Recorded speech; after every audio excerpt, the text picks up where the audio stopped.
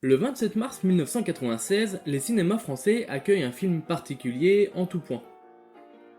Il s'agit d'un film d'animation avec des personnages faits en images de synthèse représentant une prouesse technique qui illumine la pupille des spectateurs habitués à l'animation plus traditionnelle. Un film qui raconte l'histoire de jouets qui vont vivre une aventure hors norme. Quel concept étrange mais original et rempli de nostalgie. Un film estampillé Disney, mais qui n'en est pas vraiment un et qui permet la découverte d'un nouveau studio dans le monde de l'animation, les studios Pixar. Pas de doute, ce film est une révolution, et les spectateurs assistent à un moment historique. Et la première chose que les spectateurs verront, la première chose qui vont leur faire prendre conscience qu'ils assistent à un moment magique et historique, c'est cette introduction présentant ce nouveau studio.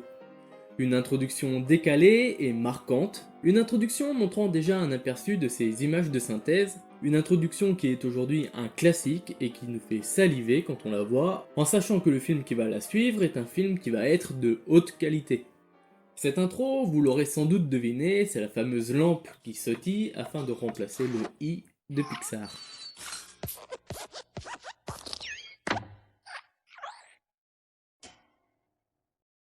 Mais pourquoi cette intro? Pourquoi avoir choisi une lampe? Et pourquoi ce modèle de lampe en particulier? Aujourd'hui, allons chercher la réponse à ces questions que personne ne se pose. Bon déjà, pourquoi casser le i? Après tout, la lampe aurait pu juste remplacer le P directement, et on aurait pu imaginer une introduction où Pixar est écrit avec la lampe à la place du P, et la lampe bouge afin de former un P avec son abat-jour. En fait, le choix du i permet, comme on l'a dit plus tôt, de montrer en quelques secondes toute la qualité d'animation du studio. Que ce soit à l'arrivée de la lampe, les sauts de la lampe sur le i afin de rebondir dessus et d'écraser la lettre petit à petit, travaillant ainsi l'animation à la fois sur la lampe et sur le i. Cela permet aussi de montrer les déplacements, leur fluidité, la façon dont la lampe bouge sa tête, dont la lumière se déplace à l'écran, etc., etc. Ainsi, en même pas 20 secondes, Pixar arrive à montrer ce dont ils sont capables. Et pourquoi le i? Parce que c'est a priori ce qui semble le plus simple à écraser. La lettre paraît plus légère que les autres, puisque ce n'est qu'un trait, et donc ça paraît plus cohérent qu'on écrase celle-ci, comme on peut écraser par exemple une bouteille en plastique. Mais bon, cela n'explique pas le choix de la lampe. Les studios auraient pu choisir Buzz ou Woody pour écraser le i, ou que sais-je encore. Alors pourquoi une lampe? En réalité, pour comprendre l'existence de cette introduction et pourquoi le choix de cette lampe, quoi de mieux que d'aborder la création de Pixar et du premier Toy Story? Bon, on va faire de façon très sommaire, mais ça permettra de recontextualiser un peu tout ça. Les prémices du studio naissent en 1979 au sein de la société Lucasfilm, donc la société de production de George Lucas, à qui on doit entre autres Star Wars et Indiana Jones. Les studios Pixar naissent au sein d'une branche informatique du groupe intitulée Graphic Groups, qui est un groupe qui travaille sur un logiciel de rendu informatique, RenderMan, qui va être amélioré bien plus tard par le studio Pixar, et le petit groupe réalise essentiellement des effets spéciaux, notamment sur Star Wars. Mais le groupe est racheté en 1986 par un jeune homme déjà visionnaire pour son époque, Steve Jobs. Il dépense 10 millions de dollars pour développer cette nouvelle société qu'il baptise Pixar. Au départ, Pixar n'était pas du tout destiné à l'animation. Le but de la jeune entreprise était de vendre des produits informatiques haut de gamme, dont le Pixar Image Computer, vendu essentiellement dans le secteur médical et scientifique. Il s'agit d'un ordinateur qui permettait de générer des images de synthèse et des rendus 3D de haute qualité, notamment en ce qui concerne le corps humain. Cet ordinateur permet un travail de qualité grâce à une version améliorée du logiciel RenderMan. Mais malgré ses qualités, le Pixar Image Computer connaît un faible succès. L'entreprise connaît de lourdes pertes financières et la société est à deux doigts d'être vendue par Steve Jobs, quand Disney, étant déjà client du Pixar Image Computer pour faciliter ses animations 2D, signe un contrat en 1991 avec la société pour produire 3 longs métrages. Le premier de cette liste étant Toy Story. Mais comment cette idée est venue à Disney? En quoi une société de matériel informatique peut-elle aider un studio d'animation? En réalité, la société Pixar a pu montrer à quelques reprises ses qualités en tant que studio d'animation. Le studio a souvent utilisé des courts-métrages qu'ils ont réalisés pour essayer de nouvelles choses, pour faire des tests ou comme vitrine technologique. On peut citer par exemple Out, Lava, Drôle d'oiseau sur une ligne à haute tension ou encore le célèbre joueur d'échecs. Cette tradition date de 1986, soit dès le début de l'entreprise, quand un jeune employé de chez Pixar, John Lasseter, qu'on ne présente plus aujourd'hui, créa des courts-métrages pour montrer les capacités techniques du Pixar Image Computer, notamment en ce qui concerne la capacité à générer des ombres et des lumières via ordinateur. Lasseter n'en était pas à son premier coup d'essai puisque déjà lors de l'époque de Lucasfilm en 1984, il participa à la réalisation et à l'animation du premier court-métrage intégralement conçu par ordinateur, Les aventures d'André et de Wally-B. Pour Pixar, il réalisa en 1988 Tin Toy, qui servit de base et d'inspiration pour Toy Story. Et en 1986, dès le début du studio, il réalisa Luxo Junior. Et c'est là qu'on revient à notre sujet principal. Qu'est-ce que Luxo Junior ? Ce court-métrage d'un peu plus de 2 minutes s'ouvre sur une intro Pixar qui n'est pas celle que nous connaissons. L'intro représente plutôt un Pixar Image Computer avec le nom de Pixar écrit en dessous. Et le film nous raconte l'histoire d'une lampe de bureau, quelle coïncidence, n'est-ce pas ?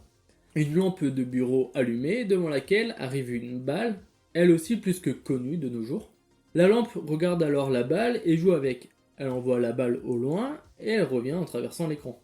Suite à quoi, une lampe plus petite apparaît en sautillant et retourne chercher la balle et lui court après.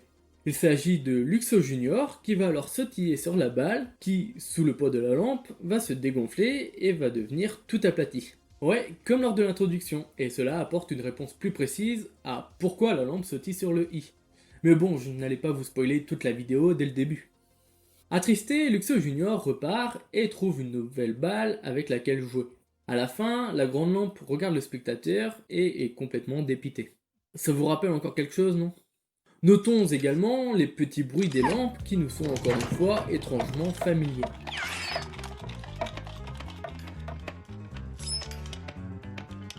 Le court-métrage s'illustre notamment par sa qualité d'animation, que ce soit dans les mouvements de la lampe, des ombres générées par ordinateur ou encore des fils électriques qui ondulent au moindre mouvement. C'est complètement révolutionnaire et ô combien magnifique pour l'époque.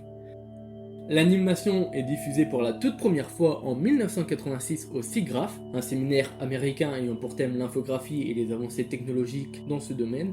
À cette époque, il faut savoir que l'animation de synthèse n'en est qu'à ses débuts, et le court-métrage lors de sa diffusion est acclamé par la foule qui y voit une réelle révolution dans le monde de l'animation et dans la manière de raconter des histoires.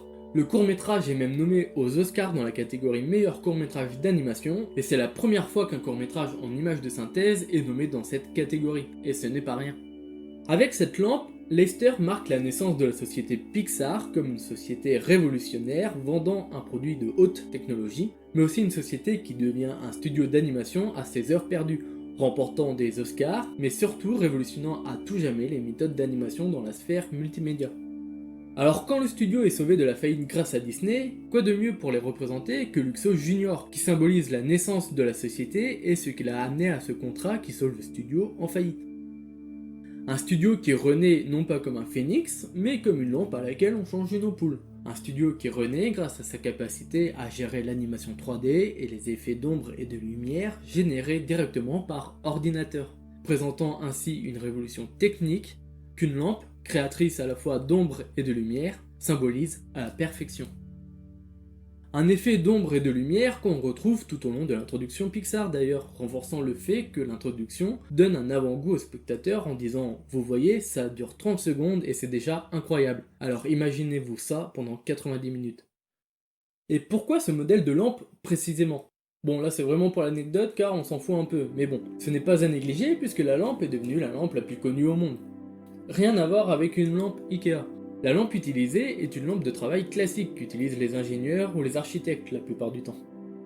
Il s'agit de ce modèle de lampe car c'est tout simplement l'objet que Lasseter avait sous les yeux quand il était en manque d'imagination pour créer un court-métrage afin de mettre en avant les capacités du Pixar Image Computer. Quant au titre du court-métrage, si la lampe s'appelle Luxo Junior, c'est parce que Luxo c'est la marque de cette lampe, tout simplement. Et le Junior, c'est parce que c'est juste une lampe Luxo en plus petit. Alors pourquoi cette introduction pour Pixar ? Celle-ci montre l'originalité et les capacités du studio. Elle est un peu vue comme la naissance du studio, comme studio d'animation. Il s'agit d'une référence à la première animation du studio, symbole d'un long avenir. De plus, les objets qui prennent vie est un peu devenu une marque de fabrique du studio, et la lampe symbolise cette marque de fabrique. Et au final, l'introduction est aujourd'hui marquante. Elle reste en tête par son originalité, son humour et sa durée courte mais efficace. Mais surtout, cette introduction rend hommage au début de l'entreprise. Tout comme la balle qui fait une apparition dans tous les films du studio est un véritable clin d'œil à ses débuts. Cette lampe marque un nouveau départ pour l'entreprise, une sorte de renaissance. Alors que l'entreprise n'était pas destinée à l'animation mais plutôt à la vente de matériel informatique et était sur le point de couler, elle a tapé dans l'œil des studios Disney par sa qualité dans son travail d'animation, au point que la jeune entreprise se transforma pour son plus grand bien en studio d'animation et est aujourd'hui le plus grand studio d'animation avec Disney. C'est même devenu le principal studio d'animation. Là où Disney ralentit les films d'animation et se concentre sur les live actions, les studios Pixar sortent 1 à 2 films par an. Tout comme Mickey n'était pas destiné à être le symbole des studios Disney, ces derniers étant créés après la perte des droits d'Oswald le lapin, la lampe Luxo Junior n'était pas destinée à être un symbole d'une société d'informatique. Alors que pour certains, il ne faut pas oublier que tout a commencé avec une souris, pour d'autres, il ne faut pas oublier que tout a commencé avec une lampe.